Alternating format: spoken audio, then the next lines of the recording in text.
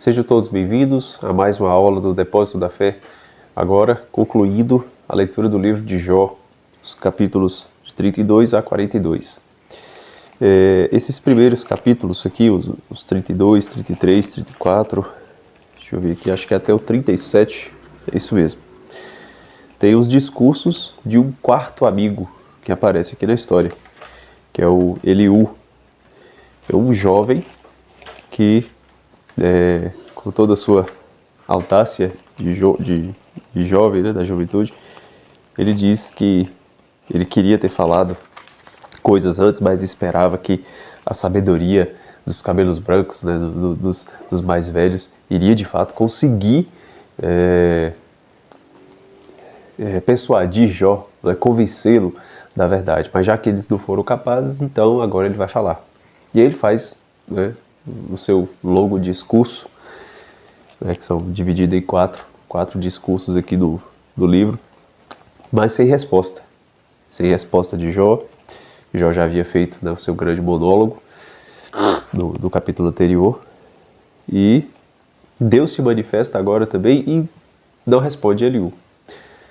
É uma coisa interessante que nós podemos ver aqui, não só o fato, né, do jovem ter ficado sem resposta, né, por ser jovem, né, do meio dos sábios, né, é como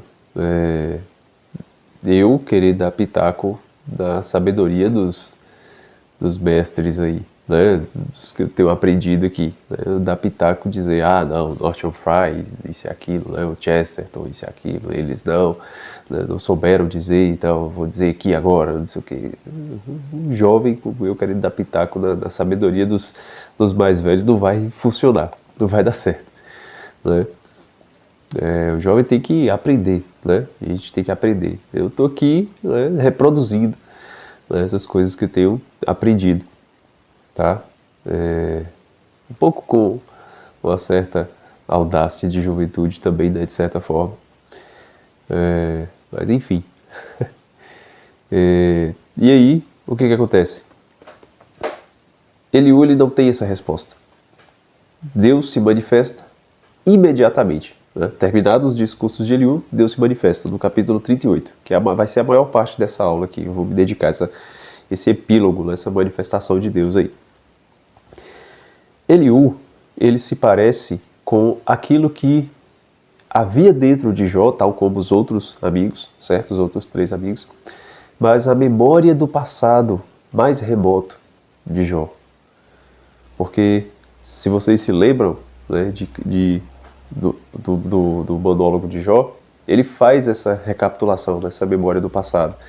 E aí as ideias de juventude que ele tinha de Deus, essas ideias da época da sua juventude, elas vêm à tona com Eliú, né? Aquilo que já estava presente desde a sua juventude se manifesta, né? Tanto que o significado de Eliú, ele é meu Deus.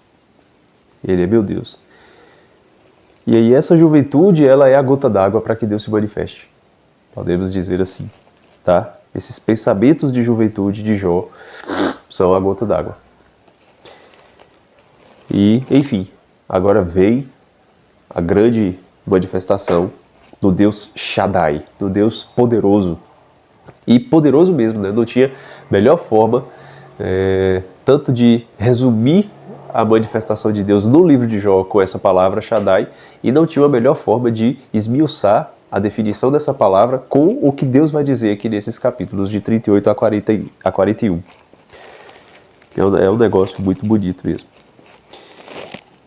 Agora, a partir do capítulo 38, Deus ele começa a falar com Jó, né? Deus está falando com Jó.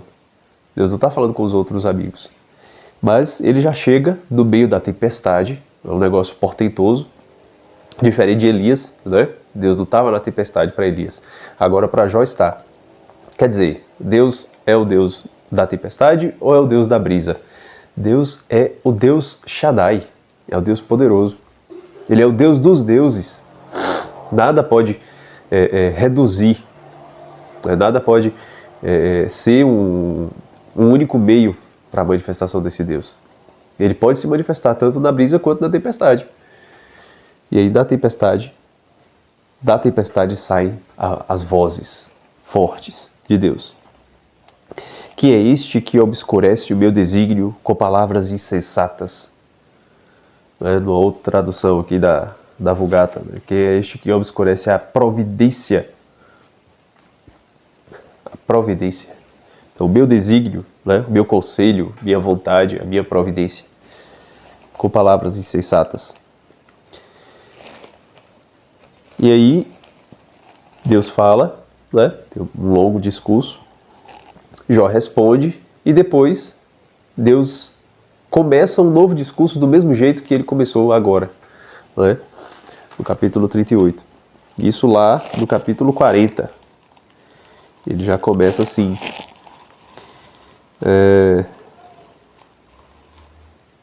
Pretendes mesmo anular meus julgamentos ou condenar-me para te justificar?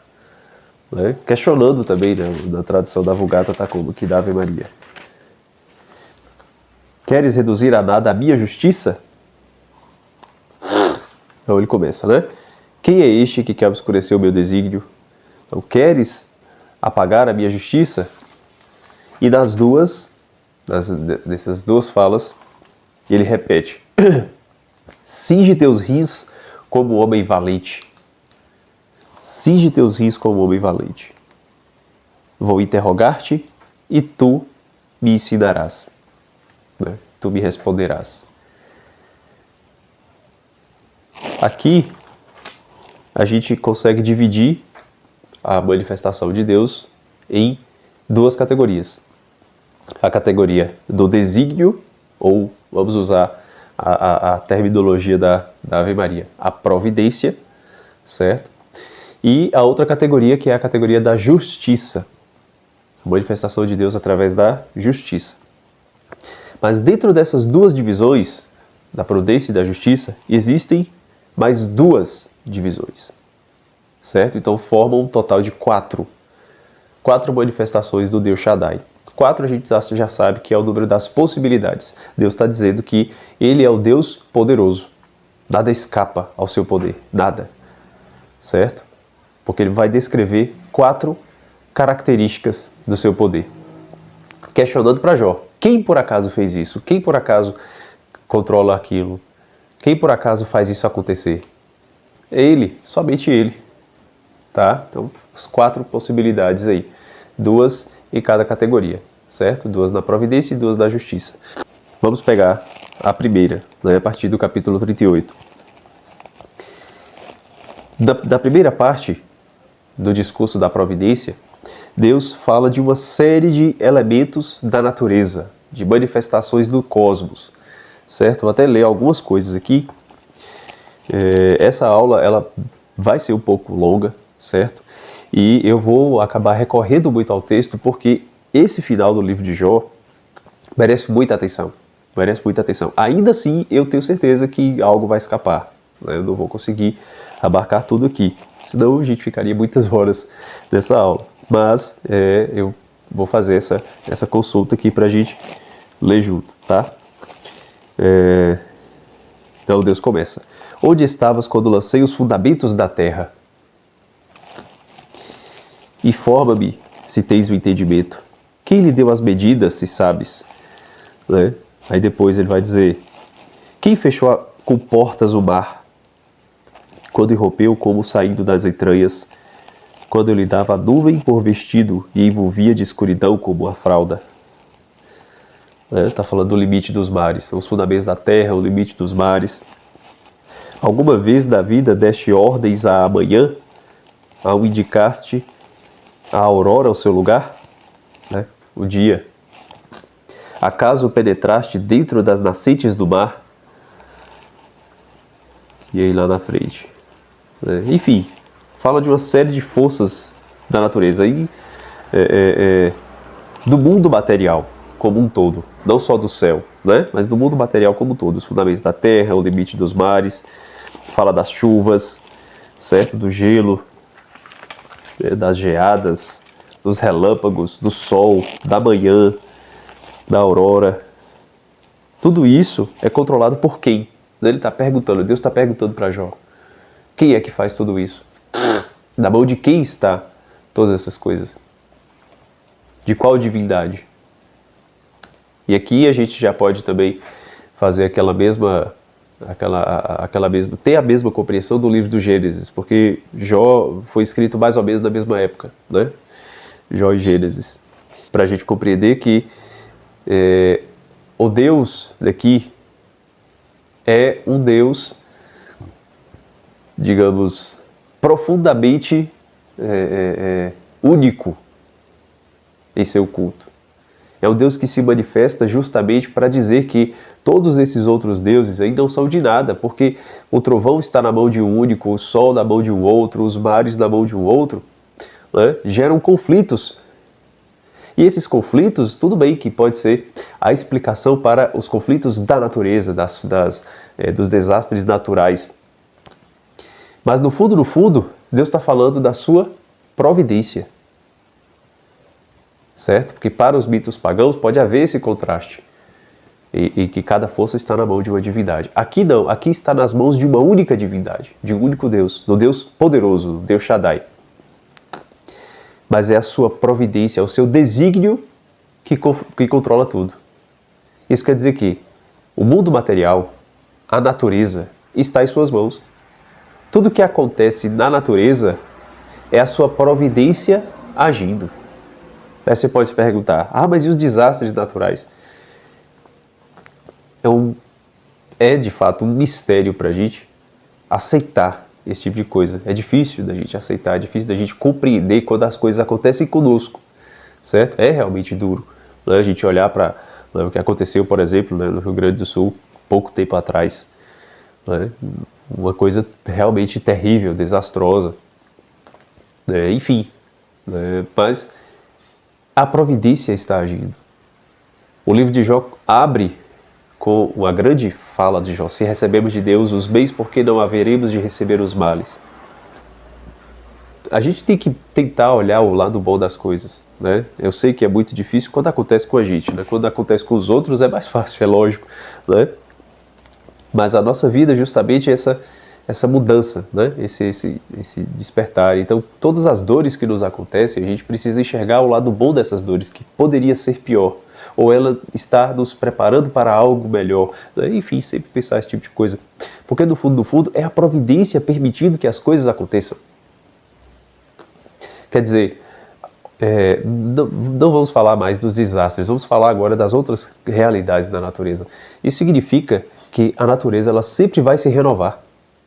Isso significa também que não desliguem o vídeo após essa frase, tá? Por favor, entendam. O homem é incapaz de destruir a natureza. É Deus que está falando. Está aqui no livro de Jó. Certo? É a providência que tudo governa. É muito interessante que eu conto isso toda vez que eu falo alguma coisa aqui na região, que o pessoal conhece esse Senhor, mas vou falar aqui na internet, vai ficar registrado. Tem um senhor aqui dessa região aqui, que é parente até da minha esposa, acho que é o tio-avô, uma coisa assim, e estava tendo uma época de muito calor, né, alguns anos atrás, alguns poucos anos atrás. E aí ele olhava para o céu e eu ouvi dizer, né, que ele contou isso. Que esse senhor falou assim, aquele tempo de antigamente de muita chuva vai voltar. Ele dizia isso. E aí pouco tempo depois aconteceu aquelas chuvas, eu não vou me lembrar agora o ano exatamente, mas que choveu muito no Brasil todo e principalmente no Rio de Janeiro.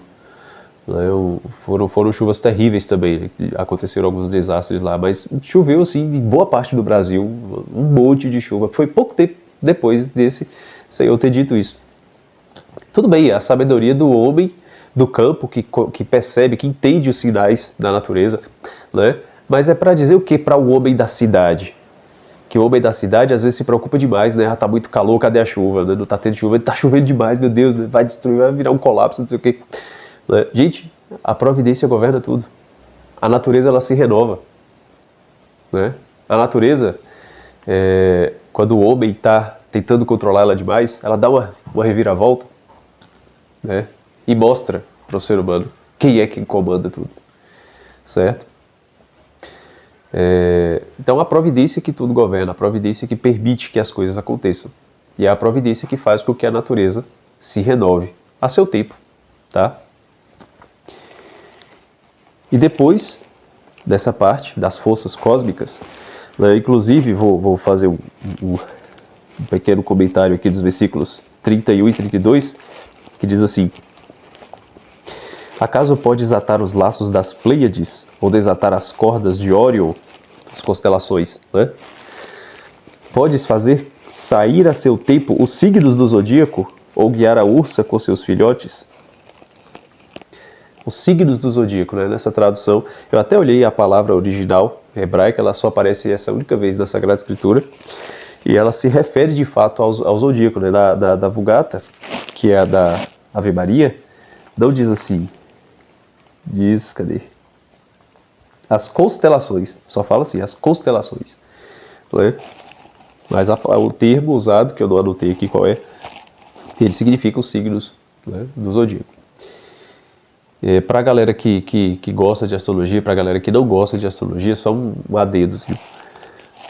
O que o texto está falando é do fenômeno, do fenômeno não, do objeto, tá? Que são as constelações da eclíptica, certo? Ou a faixa da eclíptica, que se divide em 12 pedaços, né? Que são 4 vezes 3, que definem as estações do ano e que são simbólicas para o homem de antigamente, que conseguia enxergar na natureza uma relação da natureza com outras coisas, com a saúde, com a vida humana, com a manifestação da própria natureza, certo? Os ciclos, como esse senhor que não entende nada de astrologia, mas que olhava para o céu e falou que as chuvas viriam, certo? É disso que está falando o texto. Porque tem gente que pode usar isso aqui, né? Falar, olha, tá vendo? Tem astrologia sim, não sei o que, tem que acreditar. Não é bem assim que funciona a coisa, tá? Não é bem assim. A questão é a seguinte: o simbolismo astrológico, a mecânica astrológica, tá? Toda ela existe, é evidente, né? Os planetas, essa faixa da eclíptica que nós chamamos de zodíaco, que é dividida, etc., né? Tudo isso está aí presente, e a simbólica astrológica, tal como ela foi definida, como ela tem sido definida, né? Porque continua-se ainda, né, estudos, pesquisa, correlações para poder compreender o que eles sugerem. Tudo isso daí faz parte de um tesouro de conhecimentos que serve de benefício para todo mundo. Então, conhecer o simbolismo astrológico é muito bom para todo mundo, inclusive para nós. Porque quando a gente for ler lá em São Paulo, por exemplo, foi arrebatado até o terceiro céu. Que diacho de terceiro céu é esse? Se a gente não entende que na mecânica celeste existem 7 esferas planetárias, digamos 7 céus, e que o terceiro corresponde ao planeta Vênus, e Vênus significa tal coisa, a gente não vai entender com detalhes o que São Paulo está querendo dizer. Mas se a gente já sabe disso, o texto de São Paulo brilha mais. Tá? Então conhecer a simbólica astrológica faz bem. É aquilo que o próprio São Paulo também disse: examinar de tudo e ficar com o que é bom, certo? Mas isso é totalmente diferente da prática de astrologia. O que é a prática? É o uso de todos esses recursos, certo? Da mecânica simbólica, dos objetos que estão no cosmos, certo? Para fazer adivinhações. A prática é totalmente diferente, certo? Isso daí, sim, a gente pode sentar, entender o que a igreja diz a respeito, o que é certo, o que não é, o que pode, o que não pode fazer, enfim. Mas conhecer a mecânica, conhecer o simbolismo, certo? É benéfico, é bom, ajuda, tá? Prática são outros 500. A gente não precisa se envolver, não precisa, a gente não precisa disso, tá? Então, beleza, só esse adendo, né? E para quem gosta do assunto de astrologia, para quem estuda, esses livros sapienciais, os 7 livros sapienciais, eles fazem uma relação com os 7 planetas da astrologia, tá? Inclusive, né, Jó é o primeiro sapiencial, Jó é correspondente a Saturno, é um livro extremamente saturnino. E os outros 6 seguem a ordem dos planetas, né? Depois de Saturno vem Júpiter, que é o livro dos Salmos, e assim vai. né? Cântico dos Cânticos é Vênus, né? E aí vai, né? Se você quiser compreender um pouco do simbolismo dos planetas através dos livros sapienciais, você vai compreender, certo? Você vai perceber que existe algo de jupiteriano nos Salmos, algo de saturnino no livro de Jó, né? E por aí vai, né? Ou algo de solar do Eclesiastes, tá? Enfim, só um parêntese breve para a galera que gosta do assunto. Mas tudo isso daí está nas mãos de Deus. Até isso, até a mecânica, até o funcionamento, o movimento dos planetas, certo? Tudo isso está nas mãos da providência divina. E se está nas mãos da providência divina, um grande erro dessa galera que gosta de astrologia é pensar que, eu sou assim por conta do meu mapa natal. O meu mapa astral é assim, assado, não sei o quê. Tá, mas não é a providência que governa tudo? Não é a providência que fez com que você nascesse naquele momento, naquele local? E você tivesse uma configuração astrológica daquele jeito? Tudo isso é para o seu benefício. Não benefício prático, né? Não é só para você crescer das coisas que você julga ser boas. Não, mas para que você seja quem você deve ser. Você tem em germe aquilo que é, digamos, o necessário, o potencial para você se tornar quem você deve ser. Tá? A providência que te deu esse mapa, digamos assim, tá? Enfim, vamos voltar para a Sagrada Escritura. Vamos deixar a astrologia de lado. Não conhece as leis do céu e aplicas seu estatuto na terra? Aí, né? Como é que a gente para de falar de astrologia com um versículo desse? Né? Enfim, né? Basta te levantar a voz para a névoa, a fim de que te cubra uma torrente de águas? Acaso lança os raios e eles correm e te dizem, aqui estamos? Quem pôs sabedoria nas entranhas do íbis, ou deu inteligência ao galo? Quem pode contar as nuvens com sabedoria? Né? E aí vai. Agora que já começa a misturar animais na jogada, né? Que é a segunda parte da manifestação da providência divina. Ele já para de falar das forças cósmicas, certo? E começa a falar dos animais. Deus não é apenas o Deus do mundo material, seja dos fundamentos da terra, das águas ou do céu. Mas é o Deus também da vida, certo? Da vida biológica que existe nesse mundo material. Não só das plantas, mas dos animais. Ele começa a falar, né? Contando com esses dois aqui, o íbis e o galo aqui do início, né? Tá bem misturado aqui essa parte. Depois ele fala só dos animais e das suas gerações, né? Do leão e de seus filhotes, do avestruz e dos seus ovos, né? E assim vai. Completam 13 animais, né? São 13, contando com o íbis e o galo. Aí depois vem a leoa, o corvo, a cabra montesa, as corças, o asno, o touro selvagem, avestruz, cavalo, gafanhoto, falcão e águia. Esses são os animais. E aí, tudo bem, 13 animais, 13 tipos de animais, animais terrestres e animais que voam. Deus é o Deus da vida biológica. Se a gente for pegar cada um desses símbolos animais aqui, a gente for tentar esmiuçar esses símbolos, a gente vai pegar aspectos de Deus também, sim, né? Tal como aquele Louis Charbonneau-Lessay, não sei se a pronúncia é essa, fez no livro Bestiário de Cristo. O Bestiário de Cristo é uma coletânea de símbolos animais atribuídos a Jesus Cristo. E alguns deles atribuídos também ao tentador. Mas como que cada animal representa Jesus Cristo? É um negócio assim esplendoroso, magnífico mesmo. Ver como que cada animal pode representar a pessoa de nosso Senhor Jesus Cristo e com quais características daquele animal, né? Características naturais mesmo, certo?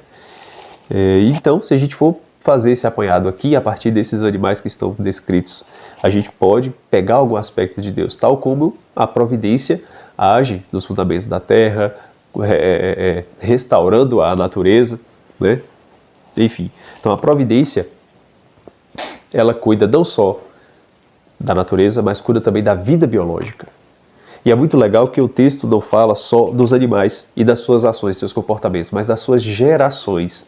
O que isso quer dizer? Que a geração também é fruto da providência divina. Então, se as gerações são fruto da providência divina, a geração dos animais, a multiplicação dos animais, a gente pode pensar no ser humano também, tá? A geração do ser humano é fruto da providência divina. Quer dizer, eu não nasci por acaso. Você não nasceu por acaso. Né? A gente pode se perguntar, né? Mas por que eu nasci em tal família? Né? Por que eu nasci em tal época? Por que eu nasci nessa cidade? Enfim. Mas você é fruto da providência divina. A providência divina preparou a família, o local, o tempo para você nascer. Para eu nascer. Algumas coisas podem não ser do jeito que a gente queria, né? Do jeito que a gente esperava. Né? Sei lá, talvez queria ter nascido numa época diferente, né? Ou num local diferente, enfim, né?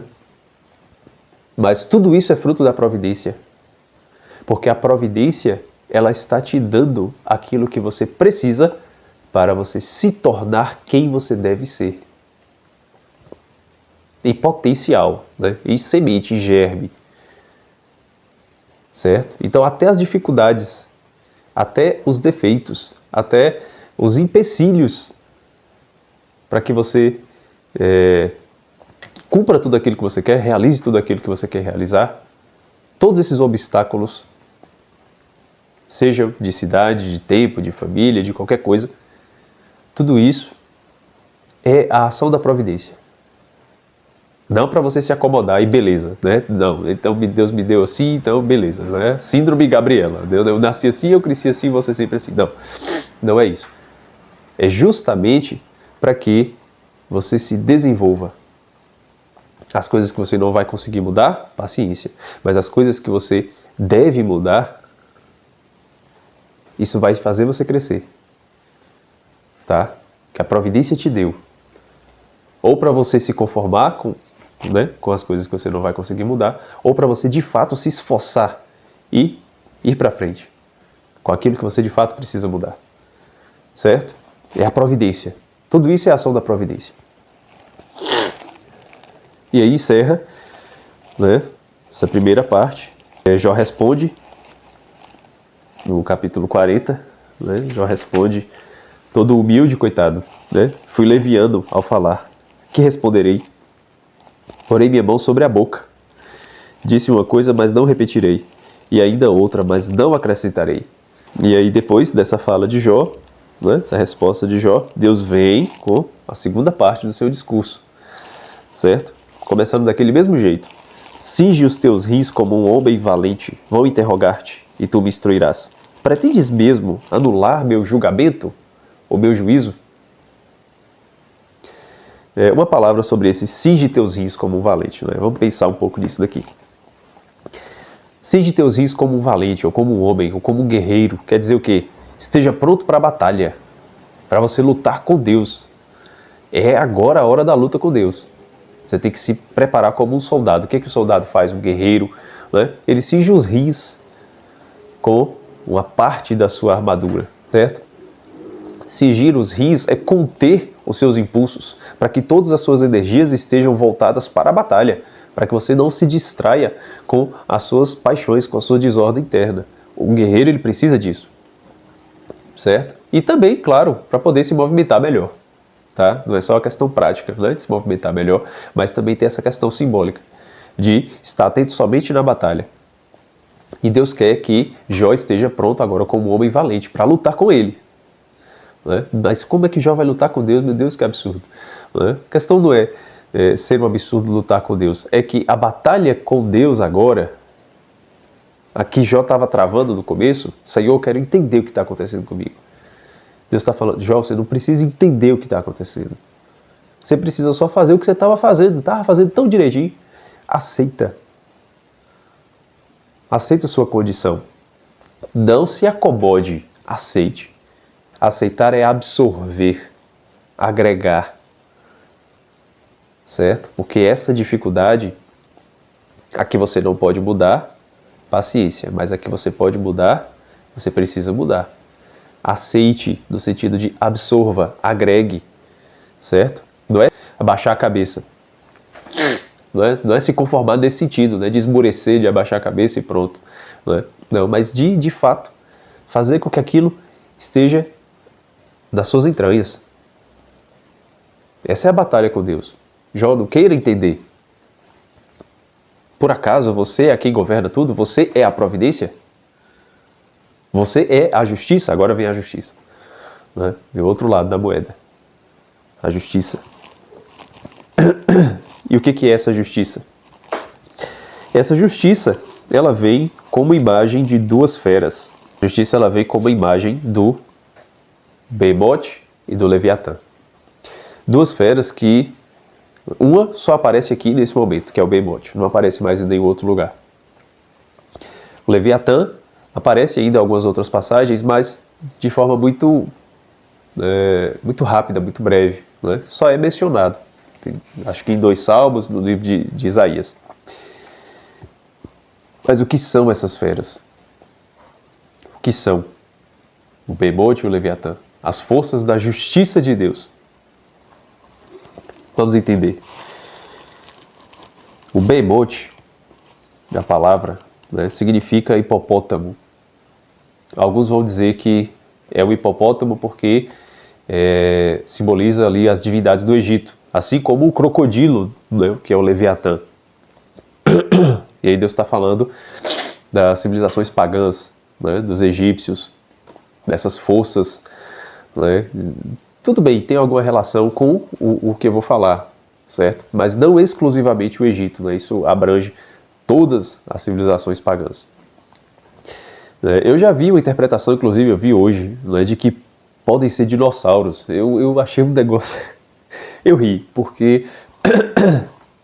Tá, tudo bem, a força da justiça de Deus são 2 dinossauros. Essa é a única vez que aparece o dinossauro na Bíblia, pode ser que seja, né? Pela descrição aqui, não pelo significado da palavra, mas pela descrição de como é esse bicho, pode ser que ele se parece um pouco com o dinossauro tal. O Leviatã se parece um pouco com o dinossauro tal. Eu confesso que eu achei uma interpretação muito paia, eu achei. Mas pode ser, pode. Pode ser que seja, pode ser uma referência aos dinossauros que está sendo feito na Bíblia aqui, mas eu acho muito improvável, porque se os dinossauros de fato existiram, eles existiram numa época muito distante dos seres humanos. Os seres humanos não tiveram contato com os dinossauros, principalmente os seres humanos de 400 a.C. Né? Como é que eles iriam saber desse tipo de coisa? Eu acho muito difícil. Se eles existiram, os seres humanos não tiveram contato com ele, a não ser os arqueólogos que descobriram os fósseis e tal, e juntaram esse quebra-cabeças, começaram a especular como é que seria os dinossauros e fizeram pesquisas e tal, né? Chegaram a essas conclusões que nós vemos hoje aí. Né? Então um texto de 400 a.C. fazer uma referência aos dinossauros assim, eu acho muito difícil, tá? Muito difícil, para não dizer impossível. Mesmo sendo um texto revelado, né? Claro, porque o texto revelado, ele supõe o conhecimento que está ali na imaginação do escritor, do agiógrafo. Né? Eu falei isso lá na primeira aula, né? E já adianto. Se você está caindo aqui de paraquedas, não deixe de ver a primeira aula do Depósito da Fé, que é sobre mitologia e revelação, certo? Sempre faço propaganda dessa aula, porque ela abre a nossa mente para compreender todo o trabalho que eu tenho feito aqui, certo? Nessas aulas de análise das Sagradas Escrituras, porque não é uma leitura qualquer, não é uma exegese técnica, onde eu vou falar aqui, né, qual é o texto javista, qual é o texto deuteronomista, né, ou para fazer todas as referências históricas, né, ou até ser uma exegese limitada a, sei lá, uma hermenêutica da continuidade, né, de B16, tudo bem, que eu agrego um pouco de tudo isso até onde eu sei, tá? Que eu também não sei de tudo, mas até onde eu sei um pouco dessas coisas eu agrego aqui. Só que o meu foco é olhar o texto como uma mitologia revelada. Quer dizer, focar na interpretação espiritual, alegórica e anagógica do texto, certo? Enfim, vamos lá, vamos voltar para as criaturas. Então, o que podem ser Behemoth, Leviatã? A chave para a gente entender o que eles são está no começo do discurso. Deus está falando da sua justiça. Sua justiça. Pergunta a Jó: pretendes mesmo anular meu julgamento? Né? Ou na Ave Maria: queres reduzir a nada a minha justiça? Primeiro foi a providência. Agora a justiça. O que é a justiça? É dar a cada um aquilo que é seu, certo? Aquilo que é devido. E a justiça de Deus é uma justiça um pouco incompreensível para nós, né? Beleza. Essa é a nossa chave. Agora vamos ler a descrição do texto acerca das feras. Capítulo 40, a partir do versículo 15. Considera bem, mote, que criei como criei a ti. Criei como criei a ti. Na outra tradução está dizendo assim, que criei contigo. Né? Todas as duas estão querendo dizer que não é que foi criado com Jó, com a pessoa de Jó, mas com a natureza humana. Da mesma forma que o homem foi criado do barro, daquela mesma natureza foi criado o beimote. Vamos lá. E que se alimenta de erva como um boi. Então o beimote ele come mato, né? Grama, o capim, como um boi. Vê a força de suas ancas e o vigor de seu ventre musculoso. Ele enrijece a cauda como um cedro. Então tem uma cauda grande, né? Trancados os nervos da coxa.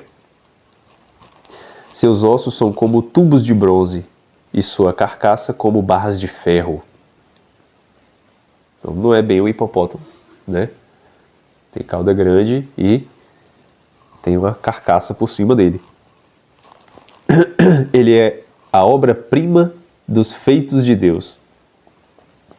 Quem o fez, proveu de espada. As montanhas fornecem-lhe alimento, e todas as feras da estepe brincam ao seu lado.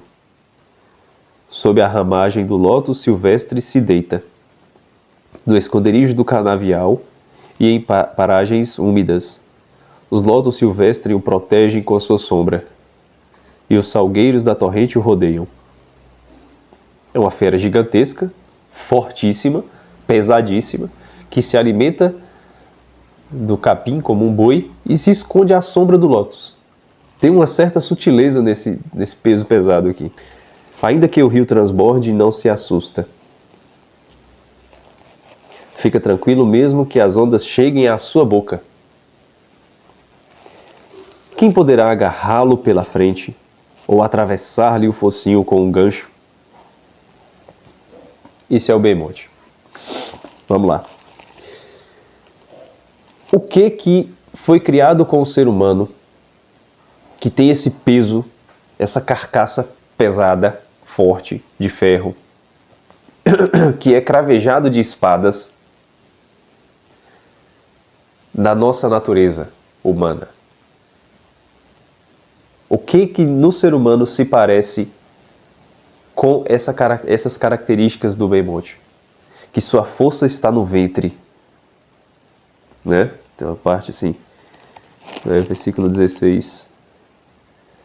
Vê a força de suas ancas, né? A outra tradução está melhor, né? Sua força reside nos rins e seu vigor nos músculos do ventre.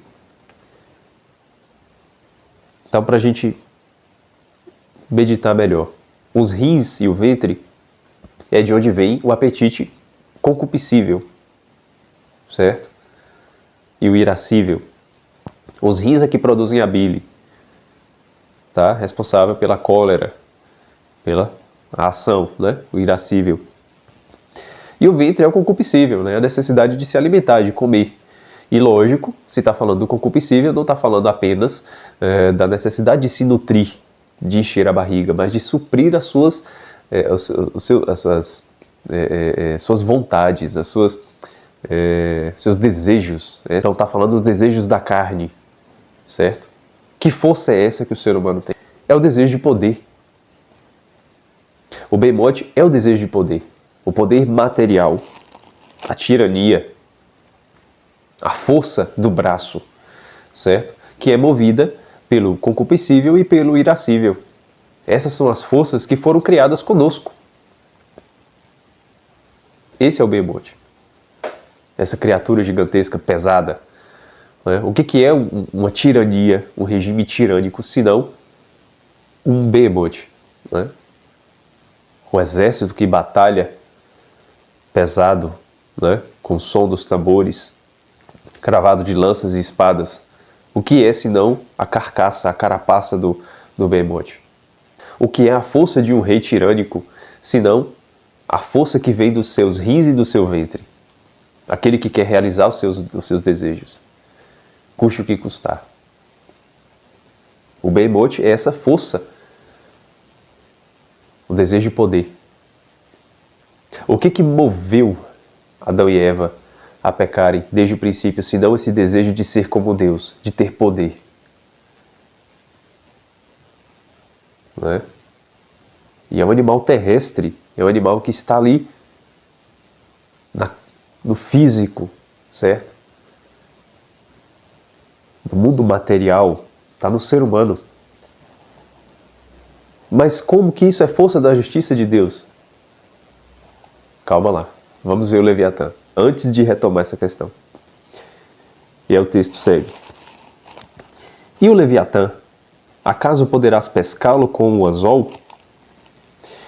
Só mais uma coisa aqui acerca do Leviatã. Diferente do Behemoth, ele tem uma origem em mitologias próximas, certo? A mitologia fenícia tem o Leviatã, um personagem lá na mitologia, certo? Então já está misturando aqui, já tem um elemento para a gente começar a compreender o que é o Leviatã. Está presente em outra mitologia, certo? Vamos lá. Né? Poderás acaso pescá-lo com o anzol e travar-lhe a língua com a corda? Serás capaz de lhe passar um junco nas ventas? Ou de lhe perfurar as queixadas com um gancho? Acaso virá a ti com muitas súplicas, ou te falará com palavras carinhosas? Fará aliança contigo para que o aceites como teu servo para sempre? Brincarás com ele como se fosse um passarinho? Ou para as tuas filhas o prenderás com a coleira? Está falando de uma relação, né? Por acaso a gente pode ter uma amizade com o Leviatã? Né? É isso, né? Esse tipo de coisa. Vão fazer leilão sobre ele os teus amigos? E os negociantes o repartirão entre si? Poderás crivar-lhe o couro com dardos ou a cabeça com arpões de pesca? Põe a tua mão sobre ele. Ao te lembrardes das consequências, não o farás de novo. Olha como diante dele toda esperança se frustra. Olha como diante do Leviatã toda esperança se frustra. Isso aqui é muito importante. Vamos lá. Basta a sua vista para derrubar por terra. Ninguém é tão temerário para provocá-lo, pois ninguém poderia resistir ao seu olhar. Quem jamais se atreveu a atacá-lo e saiu ileso? Quem debaixo de todo o céu? Não deixarei de descrever seus membros, e falarei de sua força e da beleza da sua estrutura. Quem abrirá pela frente a sua veste, ou passará entre as duas mandíbulas? Quem vai abrir as portas de sua boca? Em torno dos seus dentes só terror. Seu dorso é como escudos fundidos, compacto como se estivessem lacrados em pedra. Um escudo se junta ao outro, de tal modo que nenhum sopro passa entre eles. Um está colado ao outro, e presos entre si não se podem separar. Seu espirro é como centelhas de fogo, e seus olhos como as pálpebras da aurora. De sua boca irrompem tochas acesas, como centelhas de fogo respingadas. De suas narinas sai fumaça, como de uma panela fervendo ao fogo.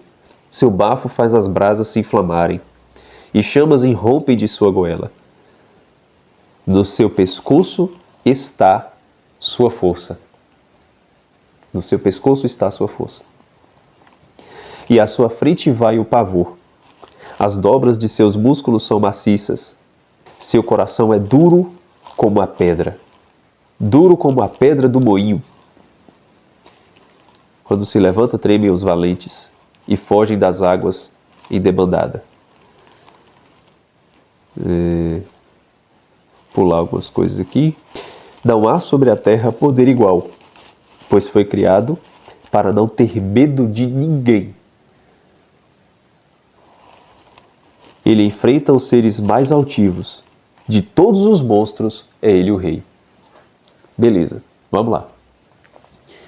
Leviatã, então, é uma criatura aquática, diferente do Behemoth. O Behemoth é terrestre, Leviatã é aquático. E ele é um aquático, parece uma serpente, mas que cospe fogo. A força do Leviatã está na sua garganta, no seu pescoço. Quem é que consegue dobrar a sua língua? Ninguém.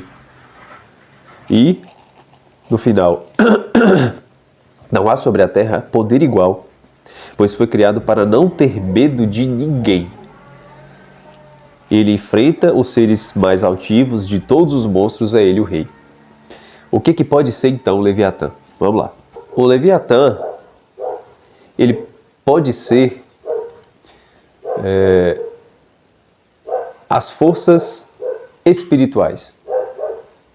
Tá, mas não é força espiritual no sentido de ser um demônio, um tentador. São forças, autoridade espiritual. O Leviatã, como ele vive nas águas, né, o que são as águas? O mundo interior. As águas são o mundo interior, o mundo das emoções, certo? Dos pensamentos. E o Leviatã, sendo essa serpente marinha, que tem a força no pescoço, ele fala de uma força intelectual. A força intelectual. E o Leviatã, ele é de origem de outra mitologia, a mitologia fenícia. Então, é uma autoridade intelectual pagã. A força do Leviatã é a força da mentira acerca do transcendente. O Leviatã, ele pode ser isso. Tá? E o curioso, de todos os monstros ele é o rei. Quer dizer, a mentira acerca da realidade, a mentira acerca do transcendente, do mundo, do cosmos, certo? Da visão de mundo, é o pior de todos os monstros. Porque se nós não enxergamos a realidade tal como ela é, acabou. Acabou, não tem discurso que vá fazer com que a gente compreenda o Evangelho. Digamos assim, a Boa Nova. Para que Jesus possa dizer para nós, corações ao alto, é necessário que nós tenhamos primeiro os olhos no alto. Como nós já temos, né, já veio toda a preparação, todo o mundo antigo, o mundo pré-revelação, né, com o paganismo de fato, né, depois com a revelação do Antigo Testamento, na plenitude dos tempos, quer dizer, quando o mundo já está preparado para a verdade, Deus se encarna, vem Jesus Cristo. Então, corações ao alto, porque nós já temos os olhos no alto.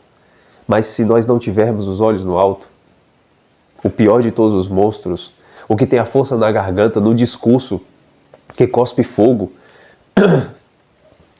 que tem palavras que queimam, que consomem a verdade, que destroem as ideias. Se o Leviatã reina, já era. E ninguém é capaz de vencer esse Leviatã. Então quer dizer que ninguém é capaz de vencer um intelectual anticristão, vamos dizer assim? Não, não é essa coisa. Mas se a ideia foi introjetada, já era. Se a ideia foi absorvida, esse já foi engolido pelo Leviatã. Não são as pessoas, certo? Aqui a questão, o Leviatã não são os ideólogos, digamos assim, mas as ideologias. Porque as pessoas podem se converter, não é? Mas a conversão é um processo de Deus, tá? De dentro para fora, não é? Quando uma pessoa é fisgada, né? E eu não estou nem falando de ideologias modernas, não. Estou falando justamente da mentira acerca da realidade. Aquilo que... O que a serpente fez com Eva? A serpente fez isso. Fisgou Eva. Falou, não, esse fruto aqui não faz você morrer. Faz você se tornar como Deus. Mudou o modo como Eva enxergava a realidade. E por isso que Eva caiu. Eva não caiu porque... sei lá, ela simplesmente estava afim. Não. Ela mudou, foi mudado dentro dela primeiro. O modo dela enxergar a realidade. Falou, então peraí, se Deus falou que eu vou morrer, mas na verdade eu vou ser como Deus, Deus é um charlatão. Já mudou por dentro. Já era. Ela caiu, pecou. Não tinha como ela não pecar, porque algo dentro dela já havia sido mudado. Esse é o Leviatã. Claro, existe uma solução para o Leviatã, né? A solução não está na nossa mão, é evidente, porque está aqui no texto, né? Ninguém ousa enfrentar o Leviatã assim, mas temos uma pessoa capaz de enfrentar o Leviatã. Está aqui no livro do profeta Isaías.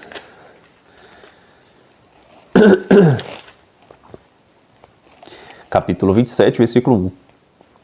Daquele dia, com sua espada dura, grande e forte, o Senhor, o Yud-He-Vav-He, castigará o Leviatã, a serpente fugidia, Leviatã, a serpente tortuosa, e matará o dragão que está no mar. A solução para o Leviatã é Deus, é Jesus Cristo, certo? É o mestre interior do qual fala Santo Agostinho no De Magistro. É o mestre interior. É Jesus Cristo que de dentro para fora faz com que as ideologias saiam. Não são simplesmente argumentos. Porque se a gente for observar, né, debates entre pessoas com ideias opostas, né, desses debates não saem conversões genuínas. Podem sair, né, dúvidas ali. E claro que Deus pode se utilizar de uma série de coisas para começar a tocar as pessoas. Mas a conversão genuína ela acontece de dentro para fora. É Deus que opera esse processo. Né? Se você está assistindo, você passou por esse processo de conversão, você sabe muito bem, né, das coisas que você escutou, seja antes da sua conversão, seja depois. E das coisas que você percebe que foram instrumentos para que acontecesse esse processo de conversão. Mas a conversão é um momento em que eu digo sim para uma realidade, para um modo de enxergar a realidade. É o momento em que eu introjeto uma nova visão de mundo.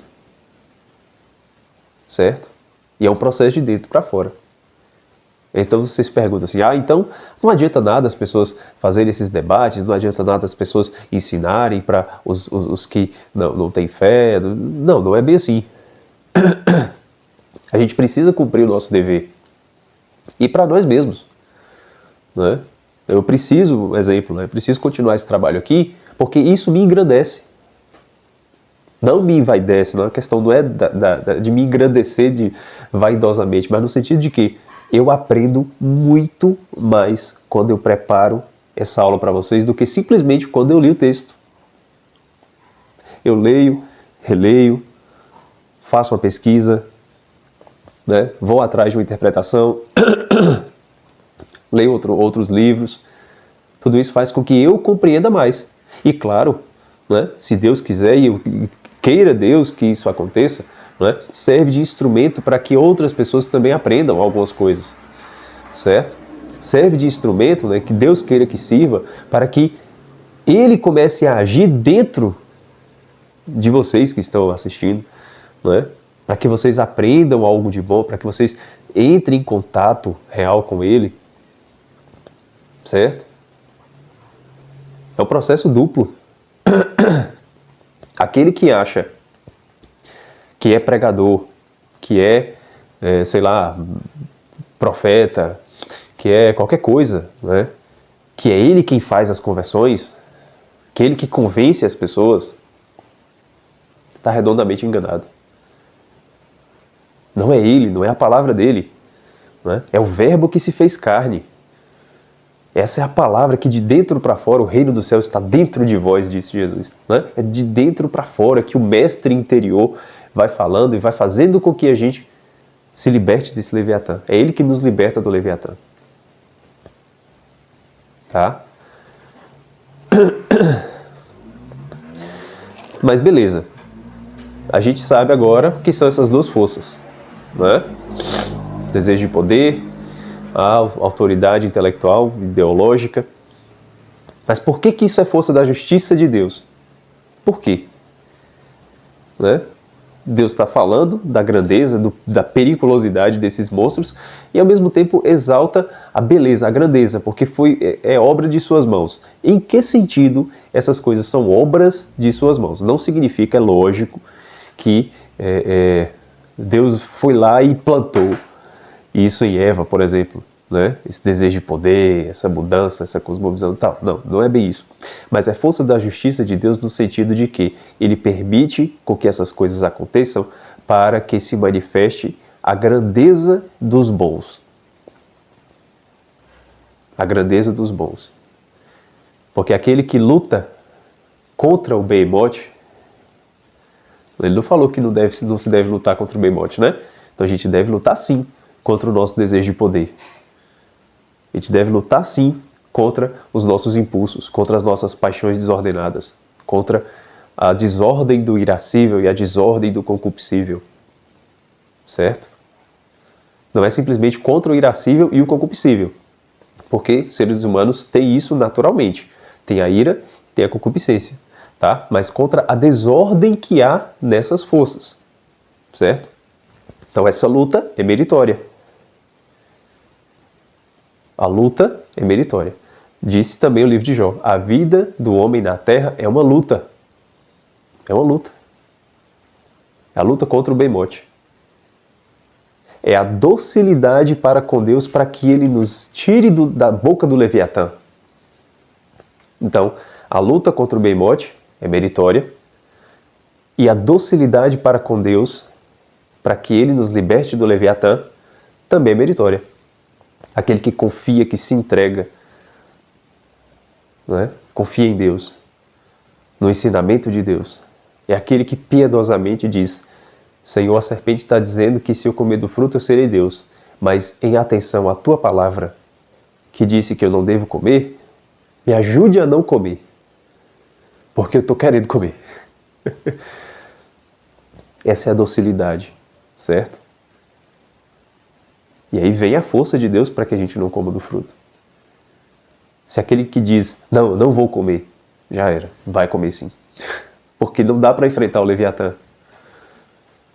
Tem que ser dócil a Deus. Dócil para com o Senhor. E aí ele vem nos tirar desse mal. São forças da justiça de Deus, porque a justiça de Deus vai dar a cada um de acordo a sua luta contra o Behemoth e a sua docilidade para com Deus, para se livrar do Leviatã. É a justiça de Deus que vai se manifestar em cada um de nós, certo? Aqueles que foram fisgados foram porque não foram dóceis, foram porque foram redondamente enganados, é a justiça de Deus que vai decidir. Não significa também, né, dizer que as pessoas que são fisgadas por ideologias, todas elas estão no mesmo barco, porque nós não sabemos em que circunstâncias elas foram fisgadas. Né? Se foi por total ignorância ou por falta de confiança em Deus, etc. É a justiça de Deus que vai decidir, não a nossa. Certo? Não é a nossa justiça que diz quem é bom e quem é mau. Quem é santo e quem é condenado. Tá? Por isso que é a sabedoria divina, é a justiça de Deus que olha para esse mundo e diz: temos santos. Santos dos mais variados tipos. Temos santos que foram ruins a vida inteira, mas que no seu último suspiro foram totalmente dóceis a Deus e aceitaram o seu sofrimento. São Dimas, o bom ladrão. Né? Enfim, né? É a justiça de Deus que governa tudo. Que vai dar a cada um de acordo com aquilo que ele julga que deve ser dado. Tá? Então essas são as duas forças de Deus, a da justiça e a da providência. E aí são essas forças que se manifestam a Jó. Essa é a sabedoria que está no livro de Jó. Para a gente entender não a história do personagem, certo? Não é o dilema do personagem que a gente precisa entender aqui simplesmente. Não. A gente precisa entender que quem governa tudo é o Deus Shaddai, poderoso. É a sua justiça e sua providência, que não devem ser escurecidas nem anuladas por nossos julgamentos, por nossa tentativa de compreensão dos males que nos acontecem, com as nossas maluquices de achar que se nós recebemos males é porque nós merecemos os males, ou bens porque merecemos bens.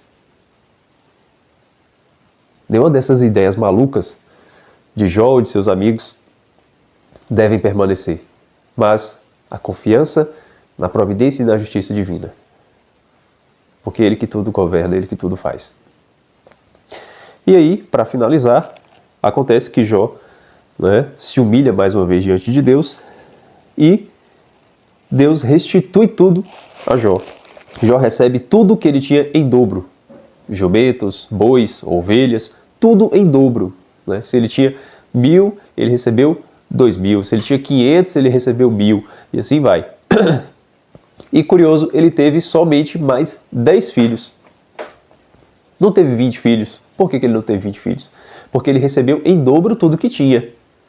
Quer dizer, ele agora tem 20 filhos. Ele tem o dobro. Não é porque os filhos morreram que ele deixou de ter os filhos. Os filhos continuaram sendo filhos dele, mesmo na eternidade. Mesmo no Sheol. Continuou tendo os 10 filhos de antes. Agora ele tem mais 10 filhos. Logo, ele tem filhos em dobro. Tem 20 filhos. E curioso que nomeia as 3 filhas, que ele tem de novo, 7 filhos homens e 3 filhas mulheres, tal como no início. Tem os nomes, esses nomes têm um sentido, certo? Tem um sentido, que os frutos que Jó deu após tudo o que aconteceu foram esses. E desses 10 frutos, as 3 mulheres receberam esses nomes, certo? A docilidade de Jó para com Deus é a docilidade de uma paloma, de uma pomba, certo? A parte passiva de Jó é uma docilidade de pomba, certo? Tem a resistência contra o behemoth de uma madeira preciosa, ou como diriam os mais antigos aqui da região, uma madeira de lei, que é uma madeira que cupim não corrói, certo? Não penetra, que não apodrece facilmente, tem resistência, certo?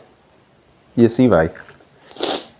E aí Jó viveu ainda mais 140 anos, tá? Eu não sei por que nessa Bíblia da CNBB colocaram 144, não sei de onde tiraram esse 4 aqui final, porque no original, até onde eu consegui pesquisar, está realmente 140, na Ave Maria está 140, na da Jerusalém está 140, na Almeida está 140, só que nessa que está 144, não sei por quê, sinceramente, não sei, na nota de rodapé também não tem nenhuma explicação a respeito. Mas, se for 144, é interessante que é 12 vezes 12, é uma totalidade total, vamos usar a redundância, que é multiplicar 12 com 12. Mas 140 fala dessa totalidade do 100 e fala da purificação 40. Jó, ele passou por toda a purificação necessária do seu sofrimento, das suas dores, para se tornar quem ele deveria se tornar, para ser o Jó que Deus preparou, o Jó que Deus sonhou, certo? O Jó que é inimigo do tentador. Esse é o significado da palavra Jó. E o Jó que é aquele servo fiel que de fato Deus se gabou no início, apesar de todo o seu sofrimento, apesar de todos os seus questionamentos, apesar de todas as suas disputas internas, com seus Elifaz, com seus Baldades, seus Sofares e Eliús internos, Jó permaneceu um servo fiel, um servo íntegro do Deus Shaddai, do Deus poderoso, tá? Então, é isso que eu tinha para trazer para vocês, né? Gostei do tempo, eu achei que a aula ia ser mais longa, mas tá ótimo, tá no padrão. E se você assistiu essa aula até aqui, agradeço a sua paciência, espero que esse conteúdo esteja realmente, né, produzindo frutos, espero que você esteja gostando. E se você está gostando, comente aí, tá? Coloca aí nos comentários o que você está achando dessas aulas, o que você achou da aula de hoje, tá? Se você sabia alguma coisa acerca de Bemod, Leviatã, se você tem uma informação diferente da minha, coloca aí também nos comentários, tá? Não deixe aí de curtir esse vídeo também, se inscreva no canal se você ainda não é inscrito, para que esse canal cresça, para que eu continue com este conteúdo, tá bom? Então, é isso. Mais uma vez, obrigado e até a próxima. Na semana que vem, eu irei falar sobre o livro Cântico dos Cânticos. Aguardo vocês.